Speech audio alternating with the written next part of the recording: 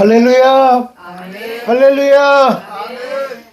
우리 서로 인사합시다. 우리 주님 곧 오십니다.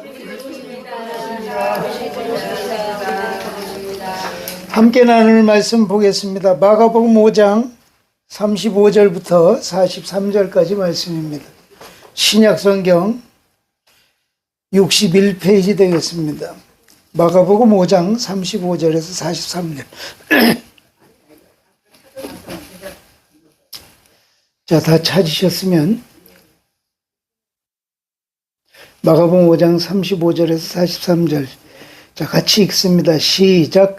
아직 말씀하실 때에 회당장의 집에서 사람들이 와서 가로되 당신의 딸이 죽었나이다. 어찌하여 선생을 더 괴롭게 하나이까? 예수께서 그 하는 말을 곁에서 들으시고 회당장에게 이르시되 두려워 말고 믿기만 하라 하시고 베드로와 야고보와 요한의 형제 요한 외에 아무도 따라옴을 허치 아니하시고 회당장의 집에 함께 가사 헌화함과 사람들의 울며 심히 통곡함을 보시고 들어가서 저희에게 이르시되 너희가 어찌하여 헌화하며 우느냐? 이 아이가 죽은 것이 아니라 잔다 하시니 저희가 비웃더라.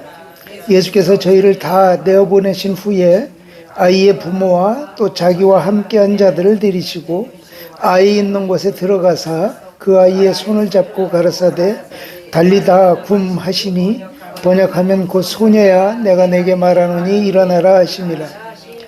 소녀가 곧 일어나서 걸으니 아이 12살이라 사람들이 곧 크게 놀라거늘 예수께서 이 일을 아무도 알지 못하게 하라고 저희를 많이 경계하시고 이에 소녀에게 먹을 것을 주라 하시니라.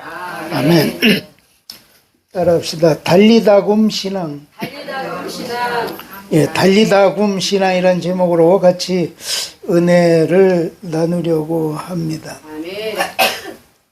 이 마가복음 오늘 본문은 요 짧게 읽었습니다만 마가복음 5장 전체가 함께 포함되는 말씀입니다. 이 마가복음 5장을 살펴보면 매우 많은 일들이 한꺼번에 일어납니다. 휴식 차원에서 예수님이 제자들 데리시고 이제 가버나움에 계시다가 배를 타고 그 갈릴리 건너편으로 건너가십니다. 그쪽은 거라샤 벳세다라는 곳입니다. 거기 그 벳세다 마을에 데가볼리라는 거기로 가십니다. 거기 가서 군대 귀신 들린 청년을 만납니다. 그 돼지 2,000마리가 그냥 내달려서 갈릴리 호수로 뛰어들어가서 빠져 죽습니다. 그걸 보니까 그쪽 백성들이 보니까 너무 무서워. 왜냐하면 이게 귀신 들린 거 하나 고치는데 비용이 너무 많이 들어가는 거예요. 돼지 한 마리에 요새 보니까 90kg짜리 한 마리에 100만 원 정도 하더라고요. 100만 원. 2,000마리면 얼마요? 20억이요, 20억. 그러니까 사람 하나 고치는데 20억이 들어간 거예요. 근데 이게 하나 고치는데 그러니 만약에 그 동네 들어오셔서 다 고치면 어쩌면 그 동네 돼지가 씨가 마를지도 모르겠어요. 이 사람들이 무서워서 우리 동네 들어오지 마시라고. 그래서 할 수 없이 배를 타고 다시 건너오십니다. 건너갈 때는 또 풍랑 때문에 고통을 받으셨다가 건너오니까 이미 많은 사람들이 와서 예수님을 기다리고 있어요. 에워쌌다. 2겹, 3겹 막 에워싸갖고. 그때 이제 회당장, 가버나움의 회당장 야이로라는 사람이 예수님을 찾아와서 간청을 합니다. 우리 딸이 지금 죽게 됐습니다. 오셔서 고쳐 주실 수 없습니까? 그랬더니 내가 가서 고쳐 주리라. 그리고 이제 따라가는데 막 무리가 계속 몰려서 따라갑니다. 그때 혈루증 걸린 여인 하나가 가만히 와서 예수님의 옷자락을 막 만집니다. 이 12해 혈루증 걸렸던 여인이 병이 그 자리에서 났어. 그냥 가셔도 되는데 갑자기 탁 보다 누구야? 그 제자들이 지금도 이렇게 에워싸고 미는데 누가 손을 댄 걸 어떻게 알겠습니까? 아니다. 나에게서 능력이 나갔어. 누구야? 그랬더니 그 여자 하나가 예수님 앞에 발 앞에 와서 무릎을 꿇고 눈물을 흘리면서 자초지종을 이야기합니다. 혈루증 걸려서 12회 걸렸는데 아무 효험도 없고 의사들에게 이용만 당하고 있다가 예수님의 옷자락을 붙잡으면 나을 것 같아서 죽을 각오를 하고 만졌더니 지금 나았습니다. 이 딸아, 내 믿음이 크도다. 그러면서 그 혈루증 걸린 여인을 칭찬을 하십니다. 안타깝게도 그 사이에 이 고쳐달라고 했던 회당장 야이로의 딸이 죽었다는 소식을 집에 있는 사람들이 가지고 옵니다. 35절 아직 말씀하실 때에 회당장의 집에서 사람들이 와서 가로되 당신의 딸이 죽었나이다. 어찌하여 선생을 더 괴롭게 하나이까. 죽으면 끝입니다. 더 이상의 희망은 일어나지 않습니다. 그래서 절망입니다. 그러나 주님을 만나면 또 가능해지는 일이 생깁니다. 아멘. 그때 주님이 두려워 말고 믿기만 해라. 아멘. 그래서 비난과 눈총을 무릅쓰고 회당장 집까지 가신 예수님이 죽은 소녀의 손을 붙들고 소녀야 일어나라. 달리다 굼 했더니 이 소녀가 살아났습니다. 이게 오늘 본문 내용입니다. 이 바쁜 현장 속에서 우리가 그 교훈을 얻을 몇 가지를 함께 나누려고 합니다. 제가 어제 카톡 메시지를 보내드렸어요. 야이로 회당장이 두려워했던 것은 무엇일까? 아마 많이 있었을 거예요. 이 회당장 야이로가 가장 두려워했던 것은 사랑하는 딸이 죽는 겁니다.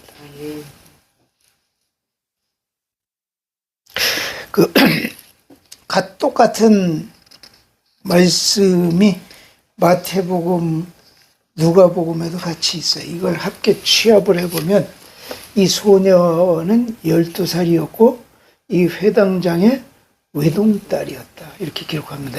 외동딸. 12살이면 이제 초등학교 5학년, 6학년 요 정도 된 아이. 제일 예쁠 나이잖아요. 그 제일 예쁠 나이. 근데 그 딸이 아픈 정도가 아니고 죽어가고 있습니다. 근데 이걸 안타까운 것은 고칠 수가 없다는 거예요. 회당장 정도 되니까 돈은 있었을 거예요.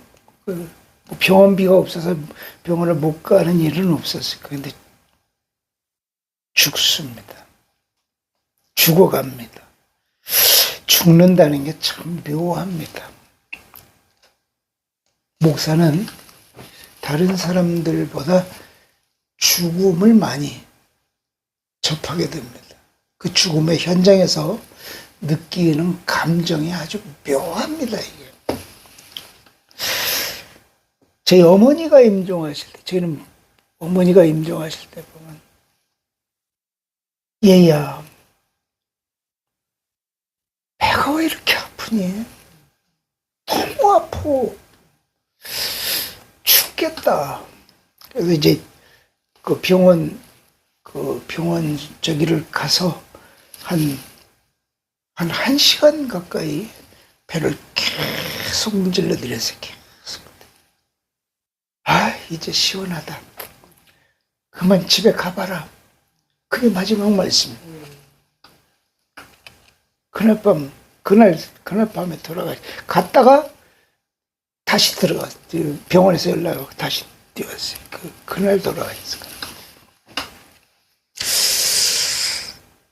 우리 최전도사가 임종할 때는 2005년 12월 25일 새벽 5시, 참 잊어먹지도 말라고 크리스마스 날,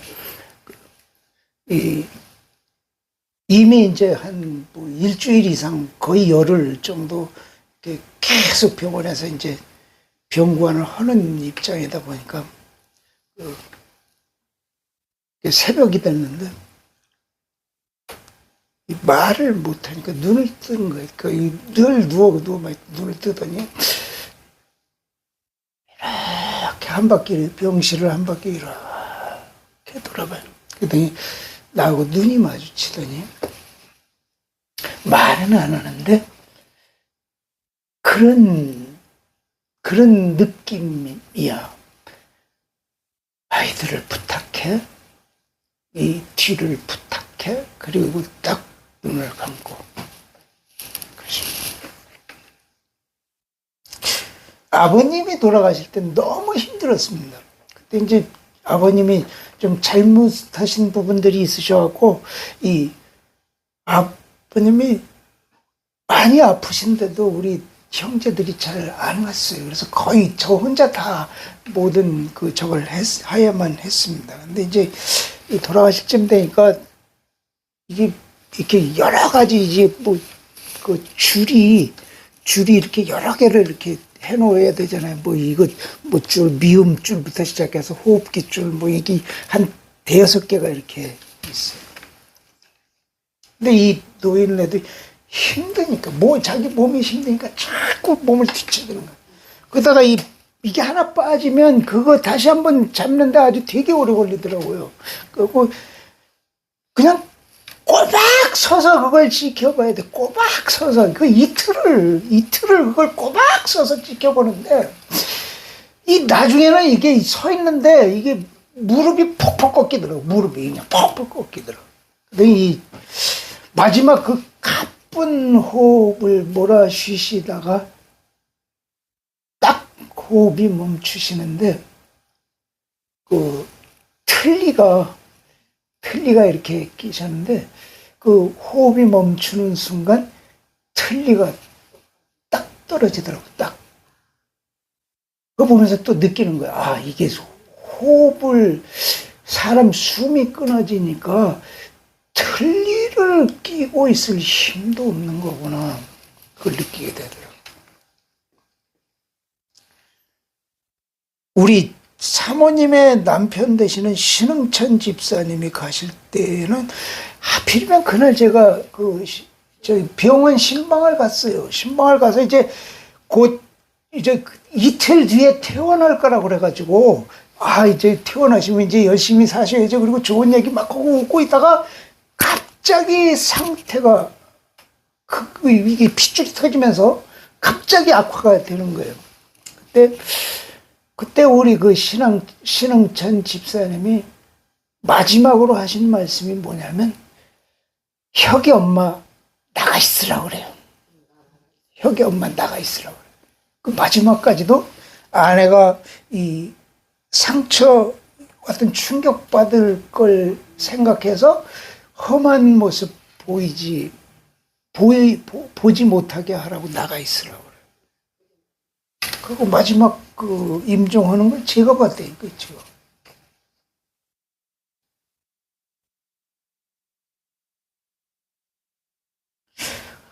어쨌든 코에서 호흡이 끊어지는 순간 이 몸이 굳어집니다. 차가워지고요. 그 죽음을 되살릴 방법이 의학적으로는 불가능합니다. 그래서 죽음은 절망이기도 합니다. 이 회당장 야이로에게는 아마도 자기 생명보다 더 소중했던 사람이 딸이 아니었을까 싶습니다. 12살 된 외동딸. 문제는 그 아이가 죽어가고 있다는 겁니다. 경제적인 여유는 분명히 있겠죠. 회당장이니까. 근데 돈이 있으면 뭐예요? 병명도 모르고 죽어가는. 마침 예수님이 오셨다는 그 이야기가 들려옵니다. 동네가 시끄러워집니다. 그래서 내가 마지막, 내가 회당장이긴 하지만 내가 이걸 무릅쓰고 가보자 결심을 합니다. 그게 22절, 23절 한번 찾아보고 같이 읽습니다. 22절, 23 시작. 회당장 중 하나인 야이로라 하는 이가 와서 예수를 보고 발 아래 엎드려 많이 간구하여 가로되 내 어린 딸이 죽게 되었사오니 오셔서 그 위에 손을 얹으사 그로 구원을 얻어 살게 하소서 하고는 특이한 단어 두 개를 발견합니다. 하나는 발 아래 엎드렸다. 이스라엘 사람들은 하나님과 부모님 외에는 무릎을 꿇지 않습니다. 그 에스더서에 보면 모르드게라는 사람이 있습니다. 에스더 왕비의 삼촌. 이 모르드게가 하만 앞에 무릎 안 꿇은 것 때문에 죽을 위기를 겪습니다. 그러니까 죽을 위기를 겪어도 이스라엘 사람들은 무릎 안 꿇는 거예요. 그런데 이 회당장이면 우리로 치면 목사잖아요. 목사인데 예수님은 뭐요? 이 당시엔 메시아가 아니요. 이 메시아가 아니고 그냥 젊은 예언자 정도 이렇게 됩니다. 이게 점점 더 이단 쪽으로 몰려갑니다. 그래서 예수님이 마지막에 사형 선고를 당하게 된 죄목 중에 하나가 뭐냐면 이단으로 처형이 되는.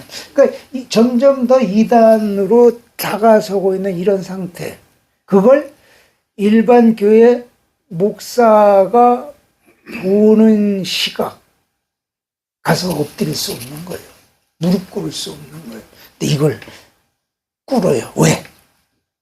딸이 죽어가는 걸 더 이상 볼 수가 없어서. 그래서 또 하나 보니까 많이 간구했다. 회당장의 자존심도 내려놨습니다. 절대 쉬운 일이 아닙니다.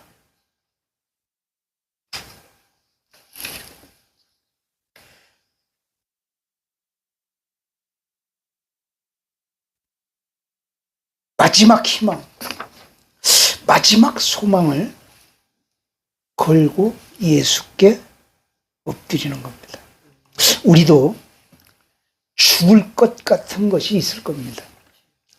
회당장처럼 가장 소중한 가족이 죽어갈 수도 있고요.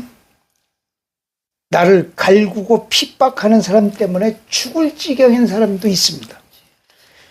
물질이 사망 선고 직전일 수도 있습니다.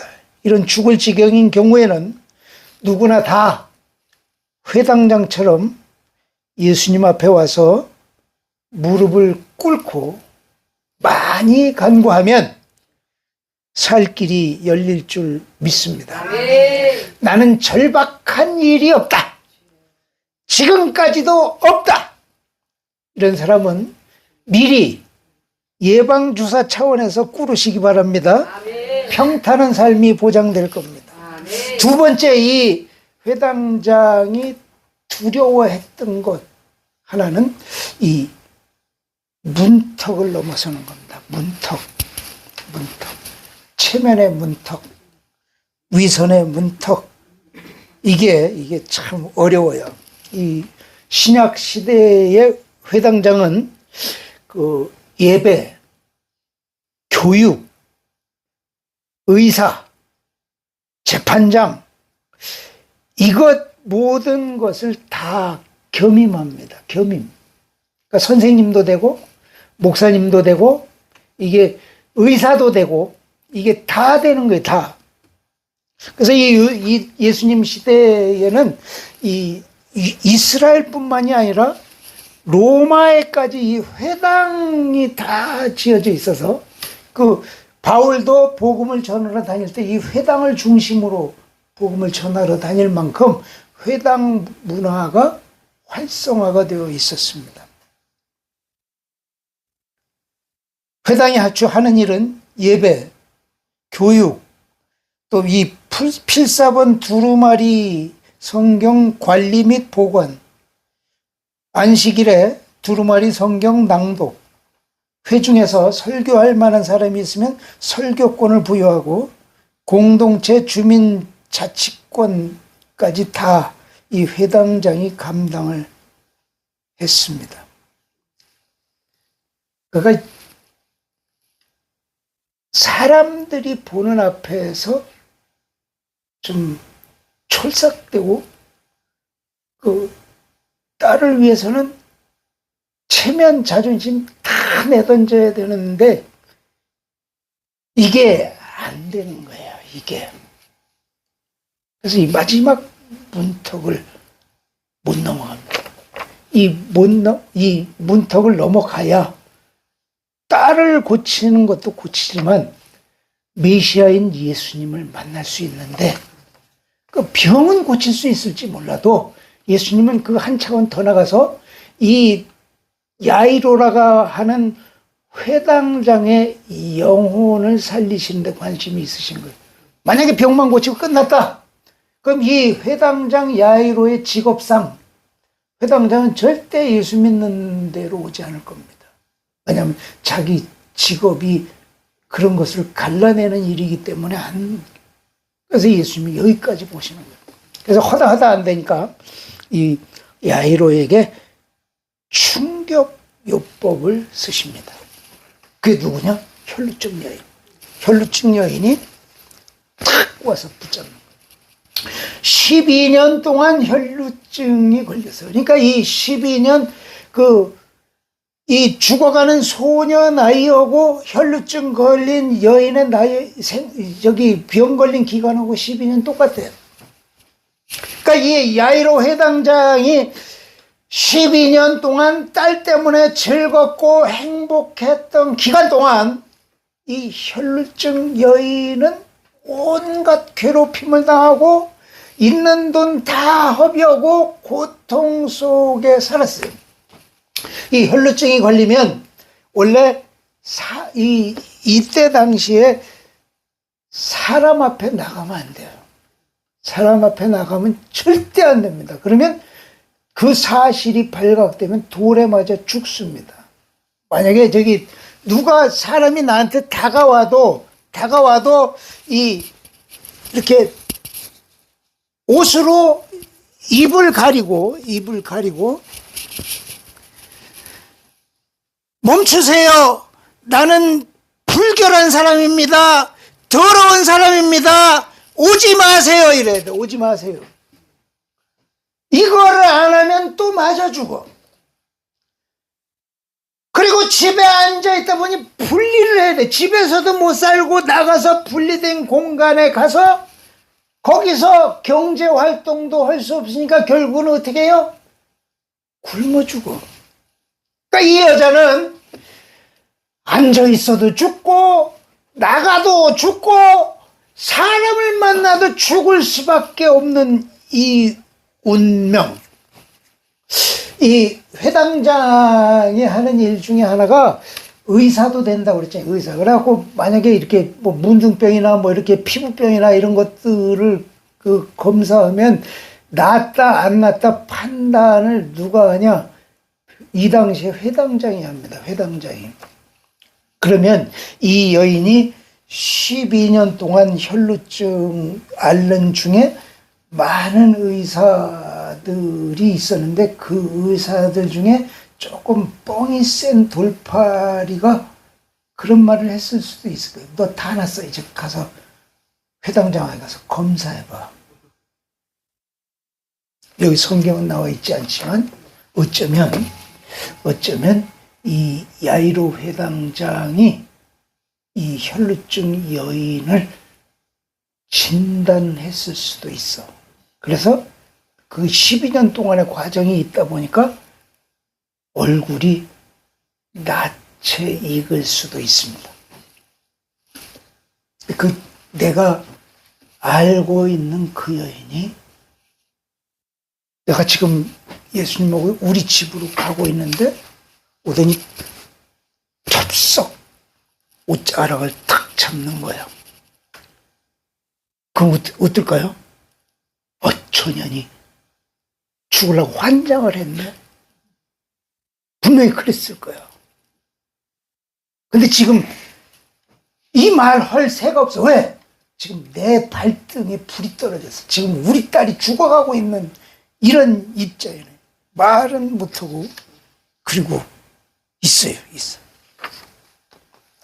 이 여인의 행동을 다른 누구보다 회당장 야이로가 가장 충격을 받게 됩니다.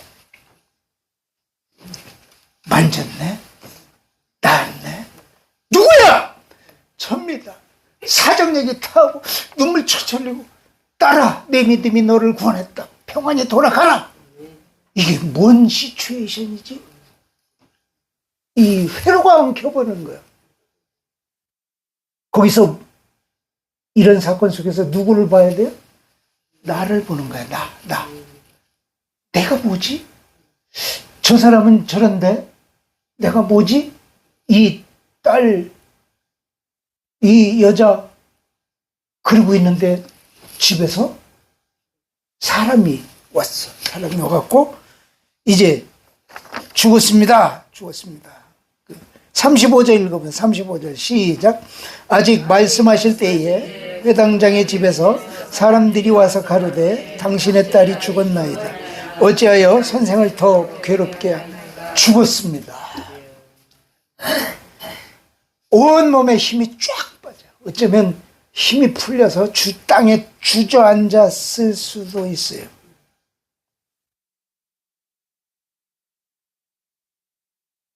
이 주저앉은 이 야이로 회당장에게 이 혈루증 여인이 샘플이 되어서 강구는 이렇게 하는 거야. 예수님께는 이렇게 가는 거야. 이걸 샘플로 보여주세요. 아멘. 갖고 이 공포에 질린 야이로 회당장에게 예수님이 말씀하십니다. 36절 시작. 예수께서 그 하는 말을 곁에서 들으시고 회당장에게 이르시되 두려워 말고 믿기만 하라 하시고. 따라합시다. 두려워 말고 믿기만 하라.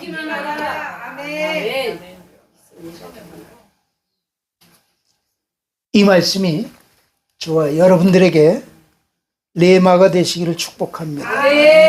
그리고 끝내 아이를 살려내십니다. 회당장의 문턱을 넘기까지의 과정이 만만치 않았습니다만 주님은 끝내 이 길이라 회당장이 문턱을 넘도록 인도하십니다. 두려움의 문턱을 넘는다는 게 이렇게 어렵습니다. 두 번째로 그러면 내가 두려워하는 것은 무엇일까? 이런 걸 한번 생각해 보게 됩니다. 내가 두려워하는 것. 우리가 살면서 물론 죽음은 공통적으로 두려움이 있고 가장 두려운 게 뭘까라고 생각을 이 말씀을 준비하면서 해봤어요. 다른 사람에게 밀리는 게 제일 두려운 것 같아요. 밀리는 거. 성공해서 밀리고, 이 건강에서 밀리고, 부자가 되는 일에서 밀리고, 아프다 보니까 더 뒤로 처지는 것 같고, 돈이 없다 보니까 더 뒤로 처지는 것 같고, 이 속도를 남들이 가는 속도를 따라가지 못해서 더 두렵고 그게 스트레스 받고 이 속도에 대한 스트레스가 만만치 않을 것 같습니다. 이게 점점 더 빨라져요. 점점 더. 옛날에 그 중세 시대까지 그러니까 이 중세 시대가 마감되는 게 한 1600년경입니다. 그러니까 태초부터 1600년까지의 삶이 2배로 빨라지는데 200년이 걸립니다. 1800년대 와서 그 태초부터 1600년까지 살던 게 그 2배로 빨라지는데 1800년. 그 다음에 1800년까지 200년 동안 빨라지는 게 100년 걸려. 그 100년 걸렸던 게 다시 50년이 걸리고 25년, 12년, 7년, 3년. 그래서 지금은 과거에 그 한 사이클이 완전히 바뀔 만큼 변화되는 사이클이 지금 2년이 채 안 걸린다고 합니다. 그러니까 그러다 보니까 뭐가 문제예요? 너무 빨리 변화해서 정신을 못 차리는 거예요. 정신을. 그 미래학자 그 엘빈 토플러가 미래의 충격이라는 책에서 3가지를 지적을 했습니다. 하나는 새 기술의 발달로 21세기는 충격을 받을 것이다. 새 기술. 내가 가까스로 핸드폰을 가지고 배웠어. 그랬더니 그 다음 게 이게 또 나와갖고 그 다음 게 너무 빨라. 그러니까 이 기술이 너무 빨리 오다 보니까 이걸 따라가지를 못해. 따라가지를. 나만 그런 거야?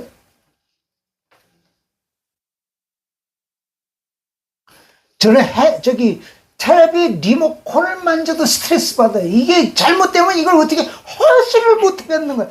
이게.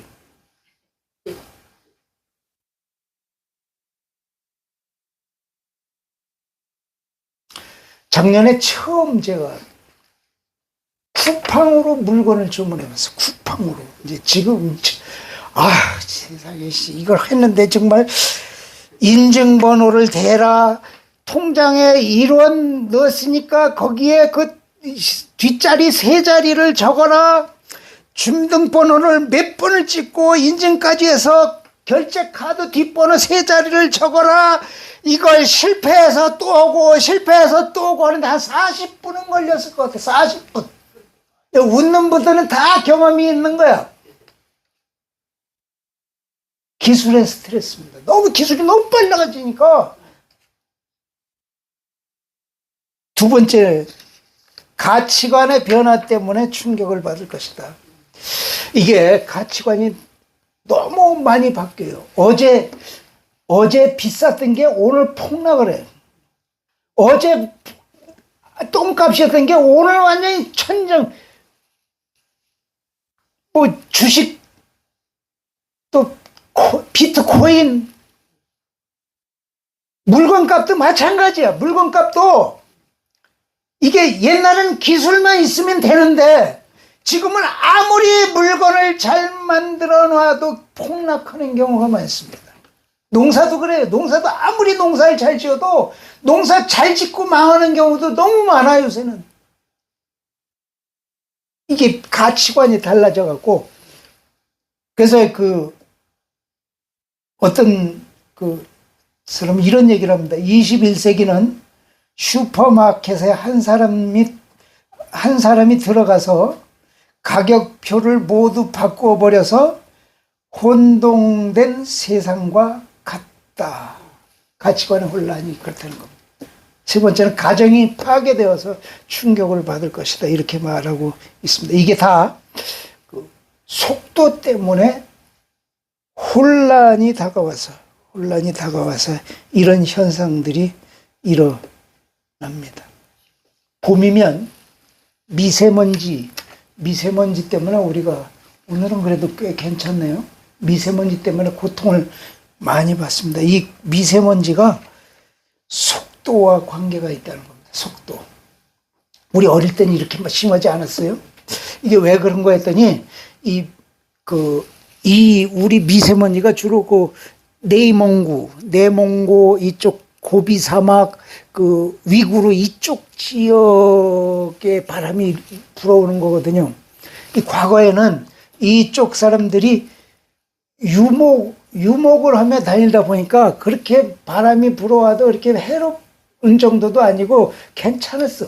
근데 이게 어떤 문제가 생기냐면 이 그쪽에 사막 지역에 사는 사람들이 이제 머리가 깨이다 보니까 이제 아이들을 학교를 멀리 유학을 보내기 시작하는 거예요. 유학을 보내기 시작하다 보니까 교육비, 그 기숙사비 뭐 이런 돈을 마련하기 위해서 어떻게 돼요? 양이나 가축을 더 많이 길러야 돼. 많이 길르다 보니까 그전에는 이렇게 쭉 가면서 먹기만 하면 되는데 이게 이 양들이 먹을 게 부족하니까 이게 땅을 파고 뿌리채 빼먹어버리는. 그러니까 이게 풀이 더 이상 나지 않고 죽어서 사막화가 진행되는 거예요. 사막화. 그러니까 이제 황사가 더 날라오기 시작하죠. 그런데 양 갖고도 안 되네. 왜냐면 교육비는 계속 올라가고 돈은 더 많이 들어가고 그러다 보니까 어떻게 해야 돼요? 공장이 중간에 세워지는데 유목은 하기는 하는데 이건 나머지 가족들이 하면서 거기 가서 공장에 가서 또 일을 해. 근데 이 공장들이 대부분 다 공해가 있는 공장들이야. 그 공해에서 나오니까 이제는 옛날에는 황사만 있는데 지금은 미세먼지, 그 초미세먼지까지 날아오갖고 우리에게까지 이런 거를 합니다. 전부 다 스피드, 속도 때문에 생긴 일들이라고 할 수 있습니다. 이 속도에 대한 두려움이 사막에 사는 그 위구르 자치족, 내몽고 자치족 그 사람들에까지 밀려올 만큼 우리에게도 속도에 대한 두려움이 있습니다. 그렇다면 세 번째로 이런 세상 속에서 우리는 어떻게 살아야 할 것인가? 어떻게? 달리다굼 신앙으로 살자. 달리다굼. 죽었다고 말하는 사람들의 이야기를 듣고 절망하는 회당장에게 주님은 두려워 말고 믿기만 하라 강조하십니다.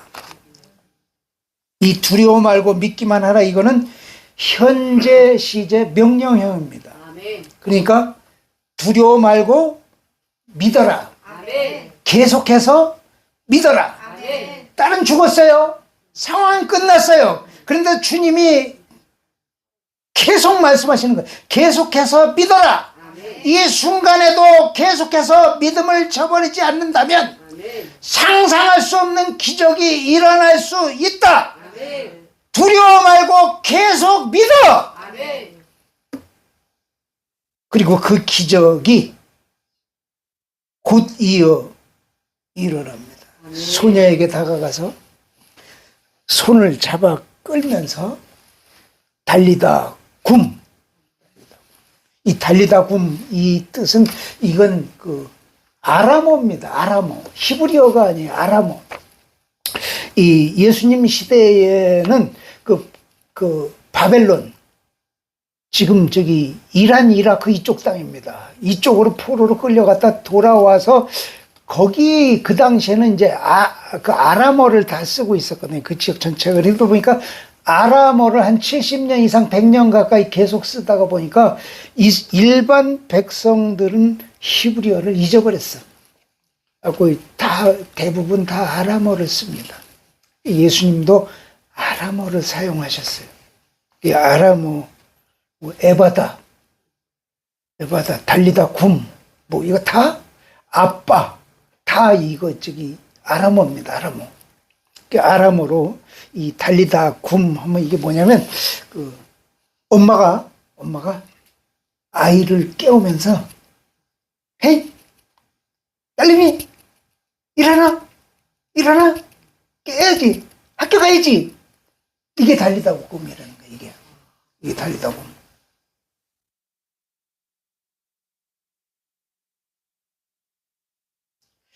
주님은 죽어서 절망인 우리에게 다가오셔서 아주 친근한 피하는 어조로 딸아, 아들아, 뭐가 문제인데?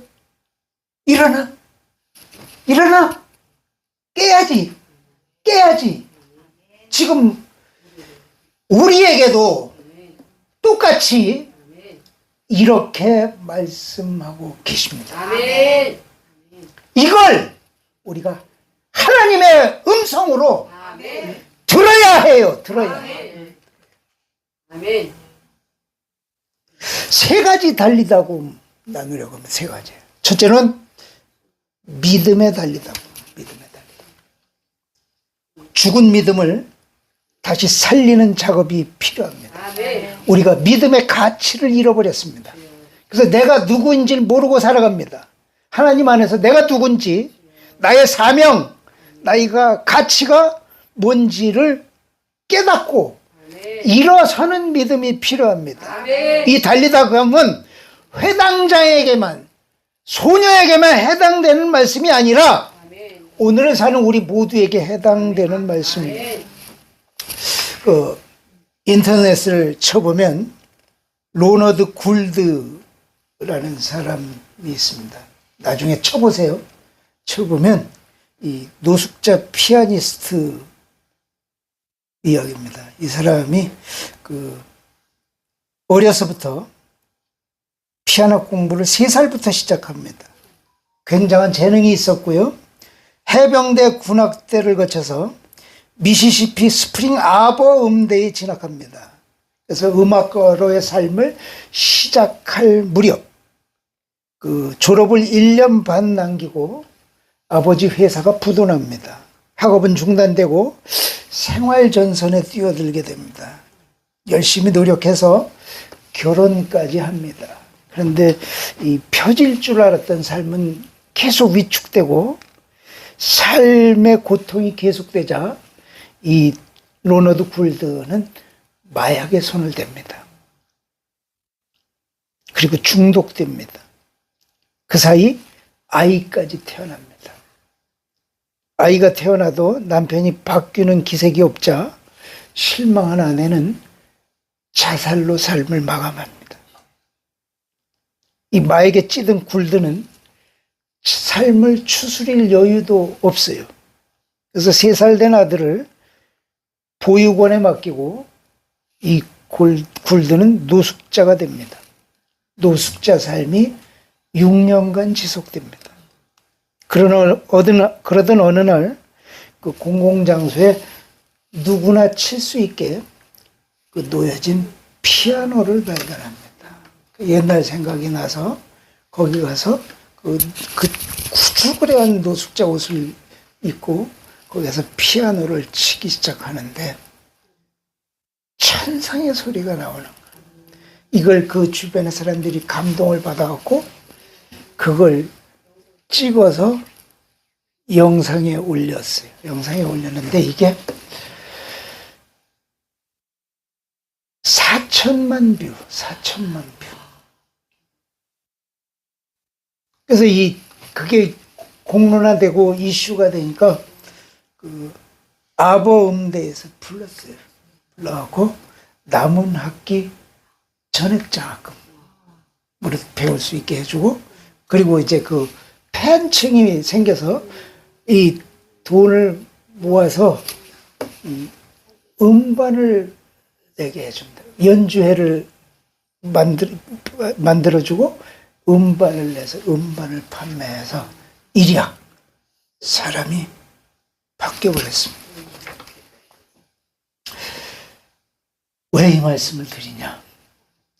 우리도 우리 안에 어마어마한 가치가 들어있어요. 가치. 아멘. 이걸 잃어버렸어. 주님이 주신 믿음의 가치를 놓쳤어. 그래서 이 노숙자처럼 사람 눈치 보면서 비굴하게 이러고 살고 있어. 한 번 주십시오. 내 가치를 무시하고 이 믿음의 가치를 우리가 다시 끌어올려야 돼. 아멘. 믿음에 달리다 굼! 아멘. 믿음에 달리다 굼! 아멘. 끌어올리는 아멘. 저와 여러분이 되시기를 축복합니다. 아멘. 두 번째, 소망에 달리다 굼. 아멘. 소망.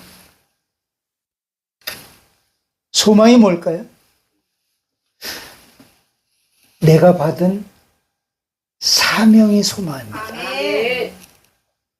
내 사명을 깨닫고 그 사명을 향해서 달려가는 삶이 가장 소망이 넘치는 삶이 됩니다. 아멘. 사도 바울이 예수님으로부터 사명을 받고 나서 그 삶이 완전히 달라집니다. 아멘. 그 사람들이 너무 그냥 외골수로 달려가니까 말합니다. 바울 목사님, 이제 이 정도 하면 됐지 않습니까?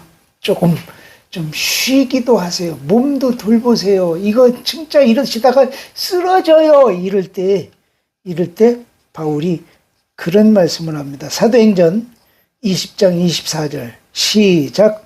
나의 달려갈 길과 주 예수께 받은 사명 곧 하나님의 은혜의 복음 증거하는 일을 마치려 하면은 나의 생명을 조금 더 귀한 것으로 여기지 아니하여. 이게 바로 이 소망을 가지고 사는 사람의 삶의 모습입니다. 아멘. 그리고 나서 마지막에 디모데에게 쓴 편지를 통해서 이런 말씀을 합니다. 디모데후서 4장 7절 시작.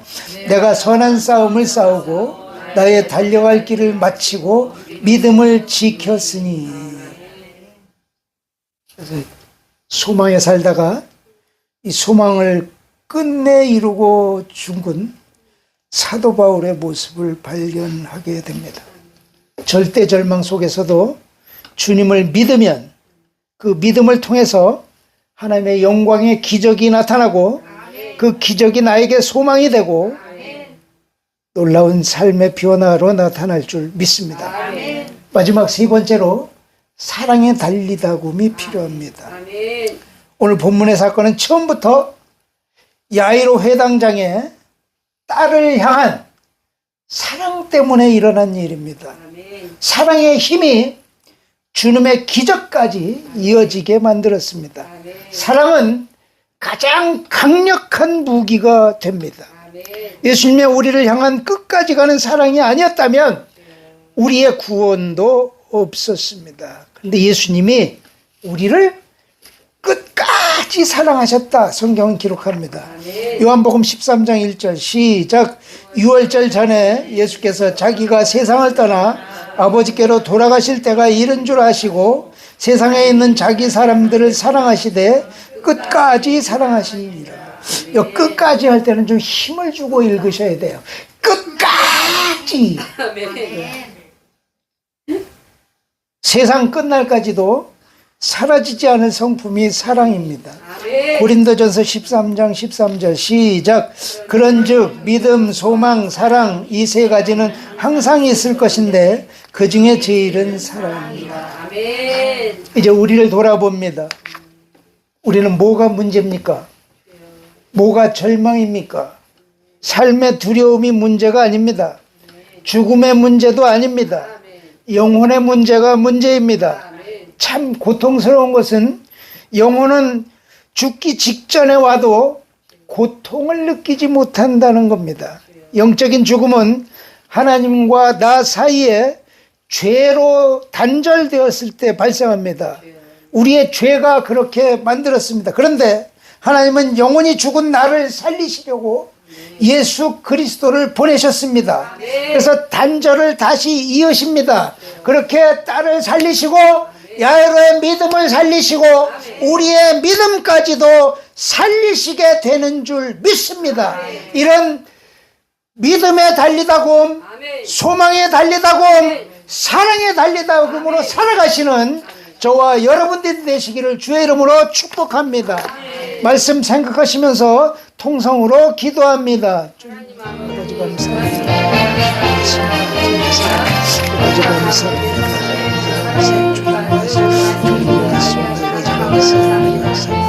아버지 감사합니다.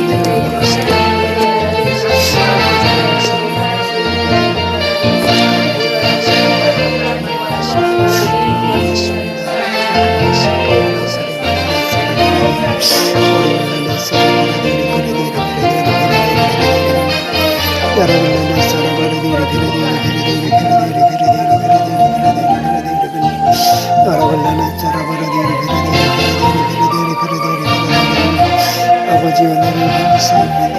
아버지 감사합니다. 여러분의 사랑을 아버지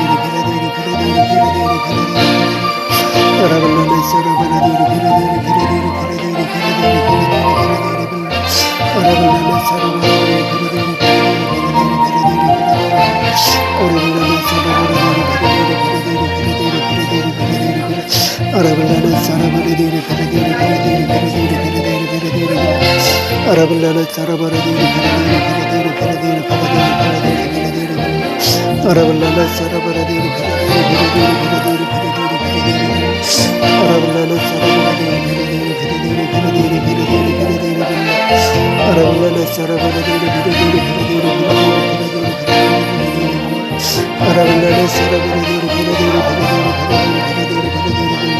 아버지 은혜를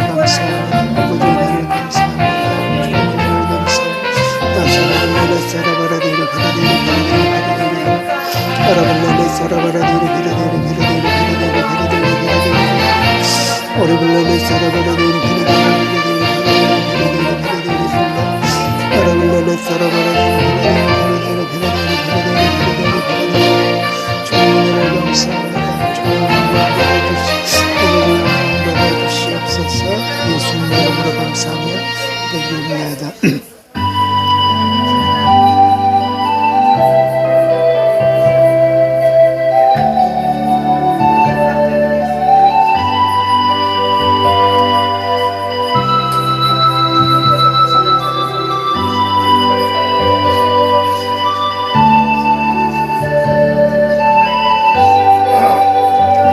캄캄한